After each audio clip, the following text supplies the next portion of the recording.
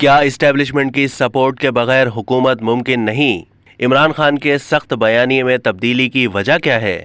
تجزیہ کاروں سے سوال کیا گیا کہ عمران خان کے ماضی کے سخت بیانیے میں تبدیلی کی وجہ کیا ہے؟ تجزیہ کاروں نے کہا کہ ہمارے ملک کی حقیقت یہ ہے کہ آپ اسٹیبلشمنٹ کی سپورٹ کے بغیر حکومت نہیں کر سکتے۔ روبن رافیل کے جانے کے بعد بڑے بڑوں کی ملاقاتیں ہو رہی ہیں۔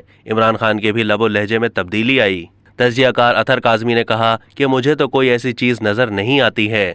بڑی بدقسمتی ہے کہ ہمیں اس پر پریشانی ہو رہی ہے کہ جب اداروں کو سیاست میں گھسیٹا جاتا ہے، ہمیں اگر کوئی یو ٹرن نظر آ رہا ہے تو وہ حکومت کے بیانیے میں ہے۔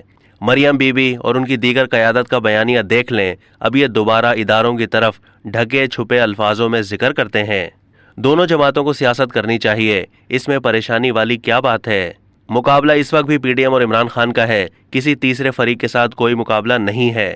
تجزیہ کار بے نظیر شاہ نے کہا کہ عمران خان نے اپنے انٹرویو میں کہا کہ اپوزیشن کا کیا کام ہے کہ وہ جا کر اسٹیبلشمنٹ سے باتیں کرے۔ شیخ رشید کہتے ہیں کہ مفاہمت کی باتیں ہو رہی ہیں اور بھی اس طرح کی خبریں چل رہی ہیں کہ کوئی بات چیت چل رہی ہے۔